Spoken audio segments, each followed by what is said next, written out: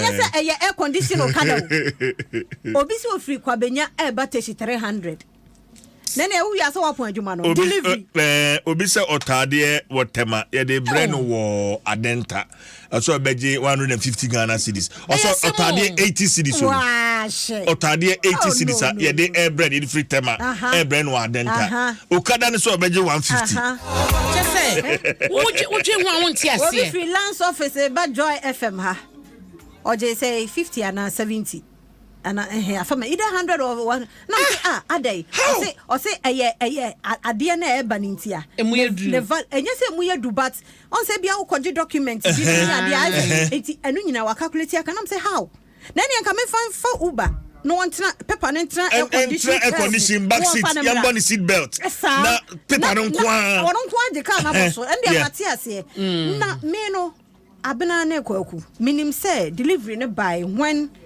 COVID kwabna COVID ibe show yimu and a buy a boy pa but I think say e bi mo I take advantage of it and wo mo buy faso ye be wiere kwa kwasha buy na hwan ya yesi na hwan ya yesi and tomatoes ba ku save 5 cedi ba ku pe and ubie mu nso enya say yekokompo e green and yellow 5 cedi.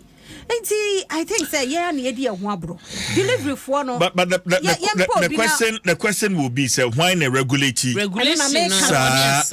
delivery services is there a regulator or say oji ade free kokomlemle ha e de call a pass ya ye say oji ade free kokomlemle ha de call amasama ye say obi aje ye wo he I say you the for motor and they say free market bibia na say what order for aduane 25 Ghana cedis. Na ye beju be 40 cedis. Na ye delivery. No. It is no omo who say omo ye business na say restaurant no omo say adwuma no kora form because say delivery nko over shadow aduane amasa bia. Any medi wo menche mu ho ma. Till they say they ben ye na ye. Any akakodi ye order.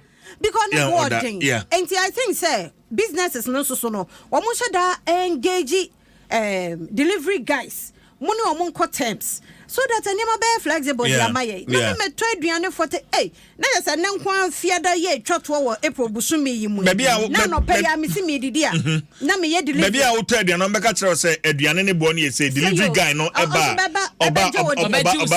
charge ne mo de o ma me hunu delivery no na ne bo ye median ye ma ne wo ne me jai but no so mo person mo grow mo business engage obi because delivery for ni making money and so one more baba betra ho na adwuma nye na adwuma nye and so enne ye ha ye ni a delivery for sika wo mo je no kwabna be kwaku ebe so sen ye busumi adwuma obi o ha e dey sika wonya week sika onya ha o keka boma ene busumi no.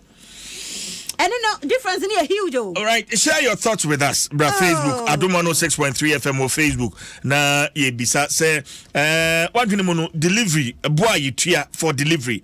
I was so do ana share your comments with us and share your thoughts with us. Adom 106.3 FM or Facebook. Na yen kenkan emfa abena no anso so Owura Bobby or tema. Okay. I say Juma idea see and so yeah kosola no. Rabo be friend say wa nya and franta de be brave. Memra mefa mesisa. Bobby das. Yeah call e be fi ha fifth May near Friday. Na sit no memenda no ne akwa koduru ho. 27th kwasi ada no. Na ye ne emofra no. Na masa abada be mba be do ha Tuesday no. Yeah but megu akwan so ekua afia no bi bisa number opese obi o send sika in fact me ka say me am number dey ato ho se na be abun say adwuma ne ayedi no emu da ho fine enti o ama no ne na wo tie yen na bia opese o support yen financially opese o send sika na ye do to ne ma ne bi ka ho na ye de ko vision ne say that chimbiano could bet me see 4 bedrooms be or orphanage hall. Wahu, many penny for baby Adom Villa near the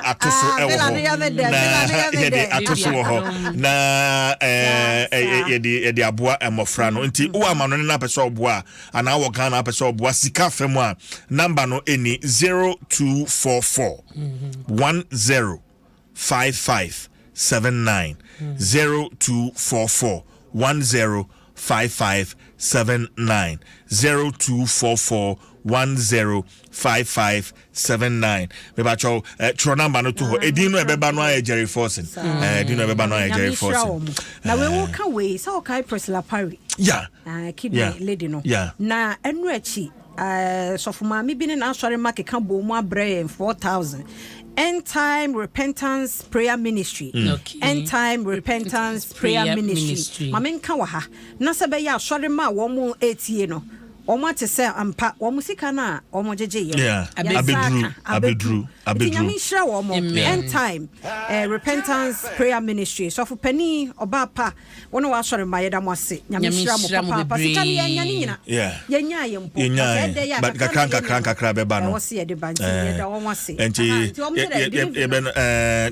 comment about I say Obisa, I don't know why Ghana people are just taking advantage of every situation. And it's sad. Yvonne Danso Ofori or CJ from Sakumono to Bema camp. The guy charged me 100 cedis.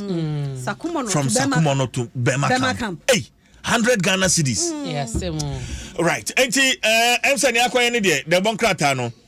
You do say daily guide wa ha.